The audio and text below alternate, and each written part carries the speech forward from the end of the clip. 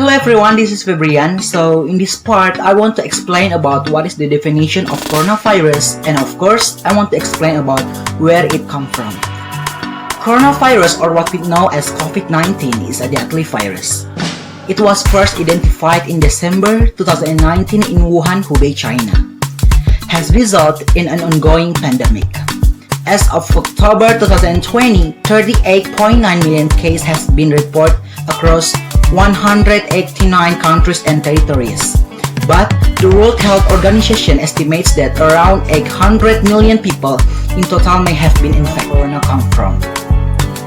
According to the United States Health Agency, the Centers for Disease Control and Prevention, or CDC, the name of corona comes from Latin language because on the surface of that virus is shaped like a corn and it shapes like a corn.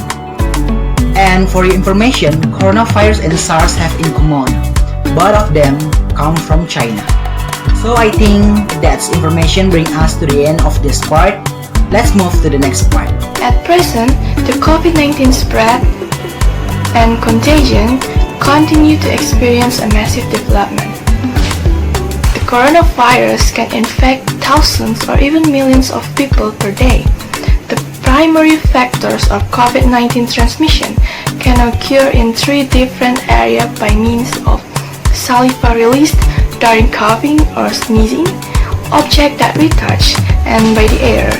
The first transmission is saliva released during coughing or sneezing. There is no doubt we all know that this is the biggest transmission of coronavirus. The second transmission is object that we touch.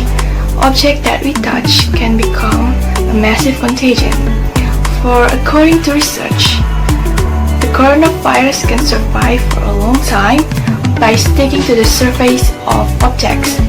It is important to know that COVID-19 can survive on plastic for 2 to 3 days, on paper for 4 to 5 days, on cardboard for a day, on glass for 4 days, on steel for 2 up to 3 days, and on aluminum for 2 up to 8 hours. The last transmission is by the air.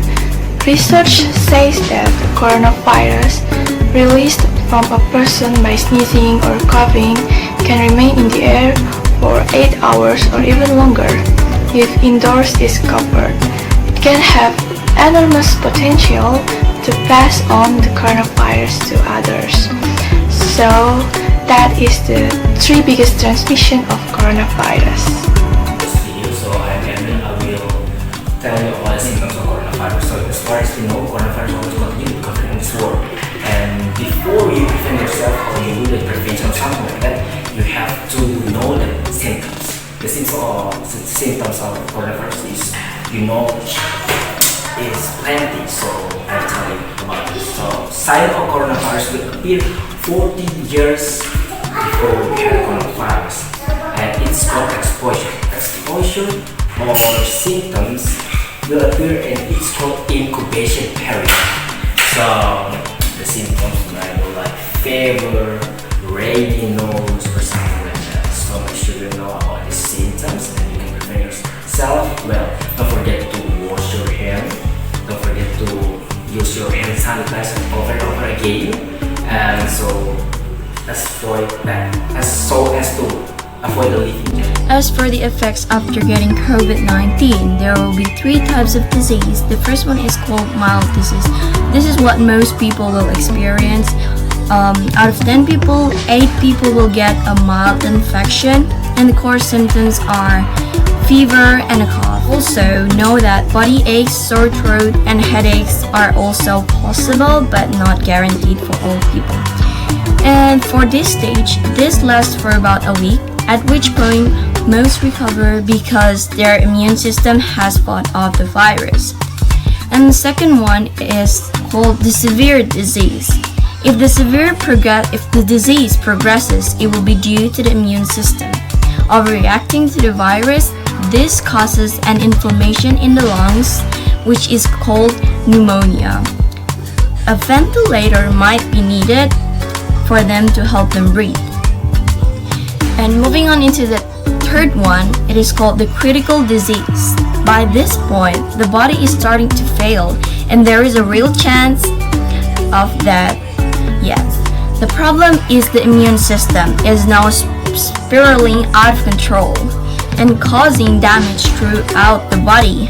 It can lead to septic shock when the blood pressure drops to a dangerously low levels and organs stop working properly or fail completely. As we all know, most people who have COVID-19 recover completely within a few weeks, but for some people, they continue to experience symptoms after their initial recovery. For example, elders and people with many serious health conditions are the ones most likely to have long-term effects from COVID-19. These symptoms include fatigue, cough, shortness of breath, headache, joint pain, and although COVID-19 primarily affects the lungs, it can damage other organs as well, such as hearts, lungs, and brain. Last but not least, much is still unknown about the COVID-19 will affect people over time. However, researchers recommend that doctors closely monitor people who have had COVID-19 to see how their organs are functioning after recovery. The first, wash your hands regularly. Use soap and water or an alcohol-based hand sanitizer. The second, always maintain a safe distance from people who are coughing or sneezing. The third, wear a mask if physical restrictions are not possible. The fourth, don't touch your eyes, nose, or mouth. The fifth, when coughing or sneezing, cover your mouth and nose with an arm or tissue. The last, if you have fever, cough, or difficulty breathing, seek medical help immediately.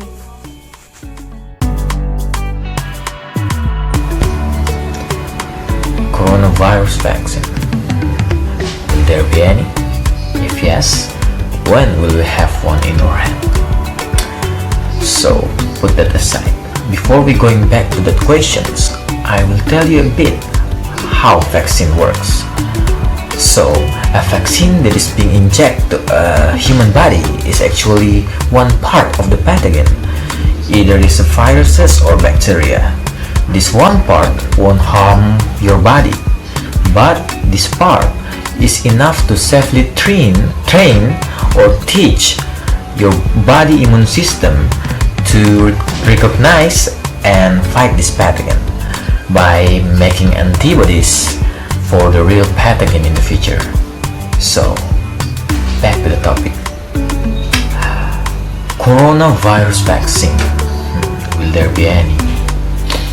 Well, it is still hard to say that we will have the coronavirus vaccine anytime soon, but according to BBC News, there are already about 40 different coronavirus vaccine that being developed, and even some of them are in the stage of or already in the stage of testing. Some research that I can mention are the one vaccine trials from the University of Oxford that shows it can trigger an immune response. There's also trials that using viral proteins to develop an immune response. And also there is a group of China who shows an antibody process that being made.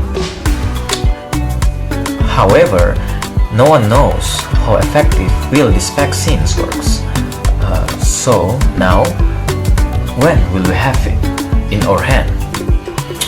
So a vaccine will normally take years, if not decades, to develop. But because of the hard work of the research, most experts think that the vaccine will be widely available by the mid of 2021. So now we can only hope that Coronavirus is a rapidly spreading disease for which we have no vaccine and no natural immunity. One of the best ways to slow or stop the pandemic is to separate people. Social distancing, quarantine, and isolation all are types of separation. Social distancing is when everyone, including those who don't have symptoms, keeps 6 feet away from people to lower the chance of spreading the virus. Quarantine is a way to separate and restrict movements of someone who may have been exposed to the virus to check if they become sick. Social distancing means keeping people apart to help reduce or spread the coronavirus. Together, we can slow the spread of COVID-19 by following the rules to keep a physical distance between each other. Social distancing is proven to be one of the most effective ways to reduce the spread of COVID-19. Some of the measures you can put in place to maintain social distancing include avoiding crowded places and gatherings, avoiding common greetings such as handshakes, and limiting contact with people at high risk, using floor tape or paint to mark work areas, providing signage to remind people to keep a 2-meter distance, having people working side by side rather than face to face. This is an important time in our society to help each other out while still taking care of ourselves. With the COVID-19 pandemic still on the upswing, everyone is being encouraged to stay at home. But staying home means to minimize time in public and removing yourself from group settings. It doesn't mean to not leave your home at all for any circumstances. Even under a full lockdown, grocery stores and pharmacies would still be open. During this pandemic, keep your distance from others when you are out, minimize your time being out, and keep up the clean habits like washing your hands regularly with soap and water for at least 30 seconds, changing your clothes as soon as you enter your home, and keeping cleaning wipes on hand to wipe down your phone, hands, and steering wheel after running errands and pumping gas. Now is it the time more than ever to not be selfish? If we stand together now to do our part, this is something they may be over in a matter of months rather than years.